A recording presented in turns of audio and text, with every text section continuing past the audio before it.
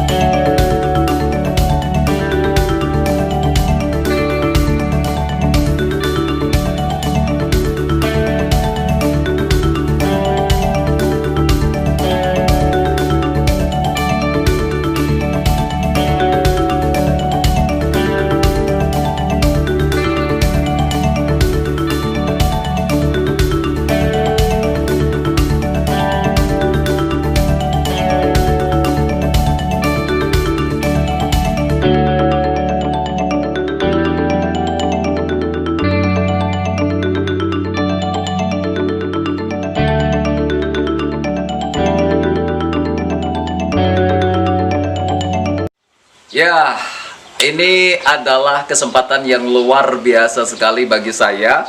Setelah sekian lama saya komunikasi dengan Pak Kades, alhamdulillah di kesempatan sore hari ini beliau ada waktu untuk saya temui untuk menebar informasi, menebar semangat dan motivasi kepada seluruh masyarakat di seluruh tanah air bumi Indonesia tentang bagaimana cara penggemukan sapi khusus pemula yang 3 bulan sampai 6 bulan itu perkembangannya sangat signifikan sekali. Beliau di samping saya ini adalah Ketua AKD Kecamatan Socah, Kepala Desa Dakiring Kecamatan Socah. Beliau adalah Haji Abdurrahman. Selamat sore Pak Kades, apa kabar? Sehat? Baik, alhamdulillah sehat. Ini udah lama sekali kita nggak ketemu ya Pak Kades ya. Alhamdulillah di kesempatan sore hari ini saya berada di kandang koleksi sapi milik beliau. Kandangnya sangat luar biasa sekali, modern sekali. Dan langsung saya tanya-tanya kepada beliau, ini bagaimana nih Pak Kades cara menggemukkan sapi dari usia, maksudnya dalam rentan waktu 3-6 bulan perkembangannya bisa signifikan, dari faktor pakan, dari faktor perawatan, baik juga dari konsep kandang. Ini apa saja nih Pak Kades, melihat sapi-sapi koleksi jenengan ini luar biasa gede-gede ya. Ini bagaimana nih Pak? Ya, terima kasih. Mohon izin juga di sini kita masih pemula. Iya. Awalnya kita berawal dari iseng atau kita coba-coba untuk berpikir supaya hal-hal yang berkaitan sama ternak ini bisa lebih dimanfaatkan atau bisa lebih dikembangkan. Satu-satunya kita coba di program penggemukan, di mana bahannya kita bahan dari sapi kurus. Bahan dari sapi kurus. Ya, terus kita ada jarak waktu 3-6 bulan supaya sapi-sapi yang awalnya ini kurus bisa kita gemukkan seperti itu. Ada contoh yang 3 bulan, kemudian yang 6 bulan dipelihara. Kalau yang ini usia berapa, Pak? Ini kita dari awal ada di kandang ini. Kita ambil kurang lebih selama 3 bulan sudah di kandang kami. Alhamdulillah perkembangannya sudah lumayan bagus. Yang awalnya baru datang mungkin. Awalnya kondisinya sangat kurus sekali. Alhamdulillah setelah 3 bulan di kandang kita perkembangannya sudah lumayan bagus. Ada lebih kurus daripada ini mungkin. Iya, waktu itu kita Boleh ambilnya bisa. lebih kurus seperti ini. Ya gini teman-teman. Lebih kurus dari Awalnya lebih kurus dari ini. Ya. Nanti ada saya slide fotonya, saya tampilkan juga lebih kurus daripada ini setelah 3 bulan Ya, dirawat. kami. Jadi seperti ini. Alhamdulillah hasilnya sudah seperti itu.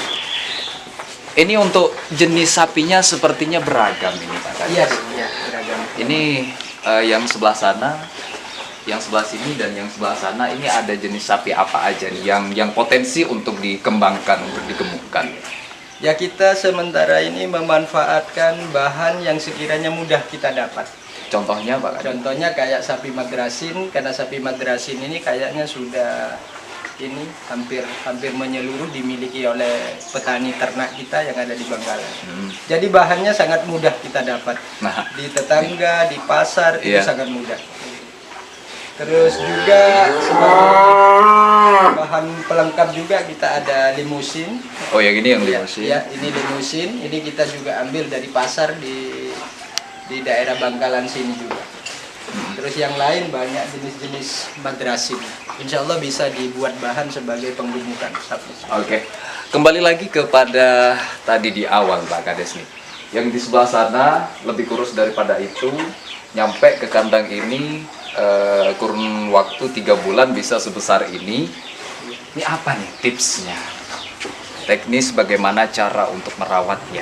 Ya, kita coba pakai bahan pabrikan, karena ketika kita cuma mengandalkan pakan hijauan, yang jelas perkembangan bobot badannya tidak bisa maksimal sesuai target yang kita inginkan. Oh begitu Pak. Ya, jadi kita gunakan pakan pabrikan yang berupa konsentrat. Berupa konsentrat. Ya. Mhm. Jadi pemberian konsentrat untuk jenis-jenis sapi yang masih kecil kayak gini ya kisaran 1 kilo sampai 1,5 kilo setiap kali porsi makan. Jadi di 1 hari kurang lebih 3 kilo. Hanya 3 kilo. 3 kilo deh. Ya. Hanya 3 kilo per hari. Per hari, benar. 1,5 kilo pagi, 1,5 kilo laginya sore. Jam 3. Terus dicampur lagi dengan pakan hijauan, itu maksudnya rumput. Kalau pakan hijauan kita berikan cuma pada malam hari, ya kan, supaya itu sebagai penunjang supaya untuk kebutuhan serat kasarnya ini terpenuhi. Oh. Jadi istilahnya supaya sapi-sapi kita ini dalam kondisi yang sangat kenyang, gitu. Sangat kenyang. Jadi kita berikan hijauan supaya sapi ini kenyang.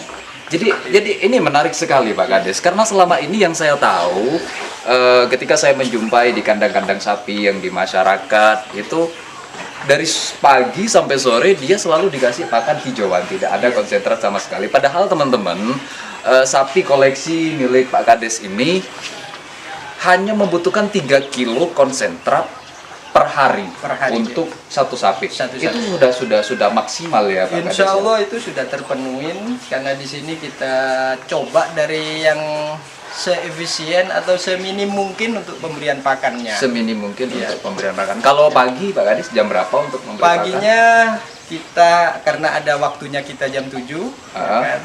Kita jam 7 sudah mulai action untuk sementara ini 5 ekor.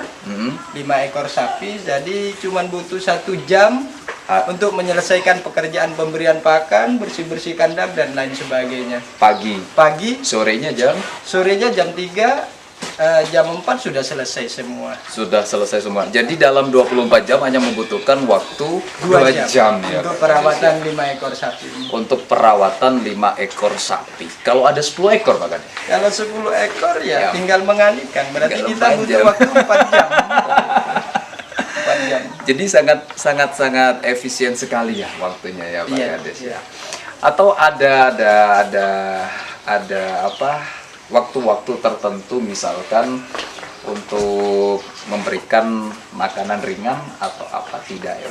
Kalau pemberian makanan ringan ya kayaknya nggak Katakanlah ada. camilan lah. Iya, ya Tidak ada. camilan yang kita berikan cuma hijauan itu deh. Cuman hijauan Hijauan. malam hari. Iya, hijauan bisa berupa rumput, Bisa berupa rumput. bisa termasuk berupa ini rumput yang kita tanam di halaman rumah. Oh, menanam Iya. rumput di halaman rumah. Iya. Khusus dibuat pakan ini, Iya, Pak. khusus dibuat Ini luar biasa nih. Ini boleh nanti kita Iya deh, insya Allah ya. shoot juga ini. Bisa. Jadi jangan lewatkan video ini teman-teman. Ternak sapi di halaman rumah, di samping rumah ini rumputnya menanam sendiri di halaman rumah tanpa harus ke sawah. Iya. Ya, Pak Kades. Kalau boleh kita jalan-jalan ke sebelah sana Boleh. tempat pakan sapinya. Boleh. Tunjukkan seperti apa Pak Kades. Boleh. Teman-teman boleh ikut ke sini. Luar biasa sekali. Madrasih ini ya Pak. Madrasih. Madura Limusin. musim. Jadi cukup seperti ini konsentratnya aja Pak Kades. Ya, ini kebetulan pemberian pakan konsentrat sudah. Ini sudah waktunya pemberian hijauan. Sudah waktunya pemberian hijauan. Memang di sini sengaja ini kata-kata orang Jawa ini palungan. Kalau kata kita ya anggap aja ini tempat pakan. Tempat pakan. Sengaja tempat pakan kita sekat-sekat supaya per 1 ekor sapi ini betul-betul efisien cara makannya. Jadi ini jatahnya semisalnya sekian ya memang harus habis sekian seperti Memang harus habis sekian ya Iya. Pak Kades.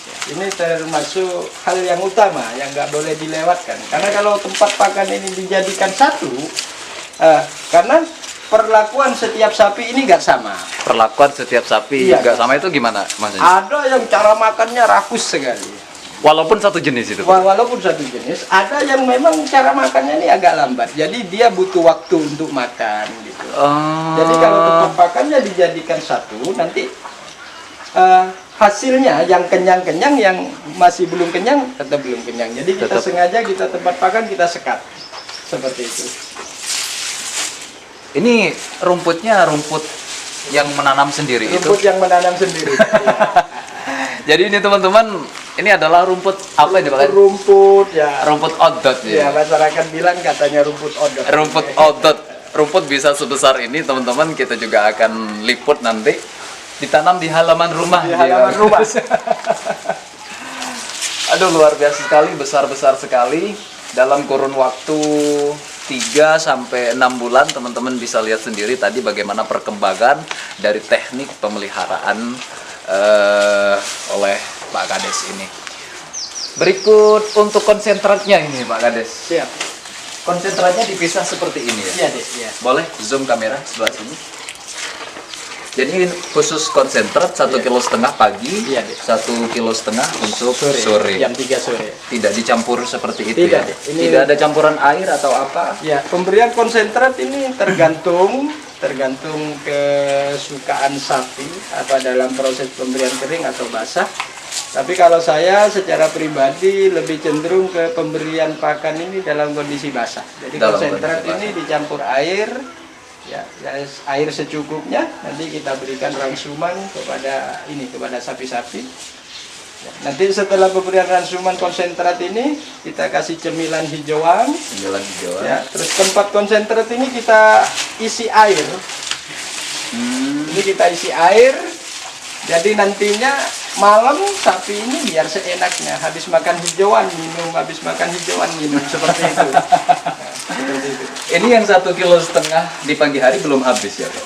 Ini sore tadi. Oh ya, sore. Ya, alhamdulillah Oh, ya, ini sudah mulai lumayan, habis, ya. lumayan bagus. Ini sudah mulai habis. Oh, jadi teman-teman, pemetaan ya bisa Iya. dibilang tempat Disekat. pakan sekat seperti ini berfungsi untuk menyamaratakan Iya. konsumsi pakan sapi, karena karakter sapi itu walaupun satu jenis beda-beda ya. Beda-beda, ya. Untuk rumput yang ditanam sendiri ini, boleh dong kita berbagi sedikit tips juga. Boleh deh. Boleh. Ini luar biasa sekali teman-teman, Boleh. memelihara sapi dan sangat menghemat biaya sekali, tidak perlu mencari rumput ke sawah ya, ditanam di halaman rumah, rumput odot, rumputnya bisa sebesar ini, bayangkan, tanpa biaya harus mencari pakan ke sawah, biayanya sangat sangat murah sekali tentunya. Oh, terakhir nih Pak Kadi, Iya. terkait konsep kandang. Nih, saya lihat berbeda dengan konsep kandang yang saya temukan di masyarakat ya, khalayak umum. Konsep kandangnya terbuka dan sangat bersih sekali. Iya. Teman-teman bisa lihat ini. Berfungsi dan bertujuan untuk apa nih Pak? Kalau- Kalau bersihnya tentu untuk kesehatan ya. Jadi, kalau masalah kualitas bangun itu tergantung kebutuhan ya kan. Cuman kalau desainnya diusahakan memang senyaman mungkin, terutama mungkin. dalam hal proses pembersihannya. Karena yang namanya sapi ini cenderung ke hal-hal yang sangat kotor. Jadi proses pembersihannya biar mudah dan nyaman. Jadi di kandang yang kita desain ini semuanya sudah hampir bergerak secara otomatis. Bergerak secara Iya. otomatis ya. Jadi ketika kita ngasih air, selang airnya sudah kita siapkan. Ketika kita bersihin kotoran, selang airnya sudah ada, kita tinggal nyemprot. Jadi meskipun kandang seluas ini, kita tidak terlalu banyak mengeluarkan tenaga seperti itu. Dan tentunya sirkulasinya ini Pak Kadi. Iya, terutama masalah Sangat terbuka sirkulasi. sekali ya.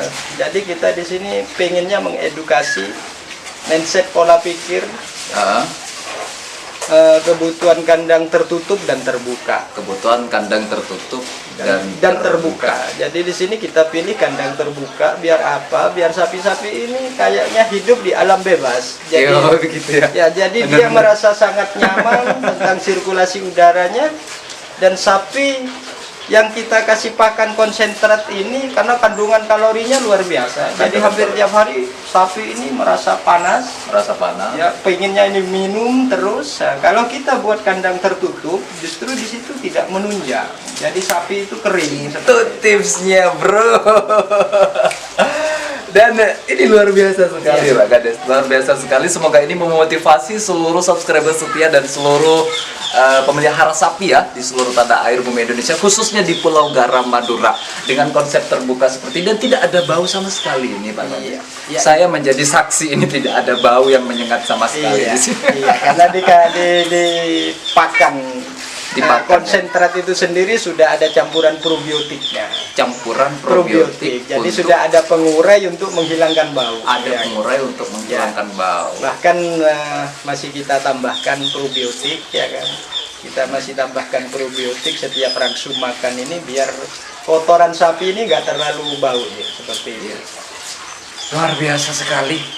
Banyak sekali ilmu yang bisa kita dapat teman-teman. Semoga ini sangat bermanfaat sekali kepada seluruh pemelihara sapi khususnya di Pulau Garam Madura. Sekali lagi jangan lupa untuk menonton segmen berikutnya, karena segmen berikutnya boleh dong kita awal ini tentang rumput obat yang ditanam di halaman rumah sendiri, memelihara sapi tanpa harus pergi ke sawah mencari rumput.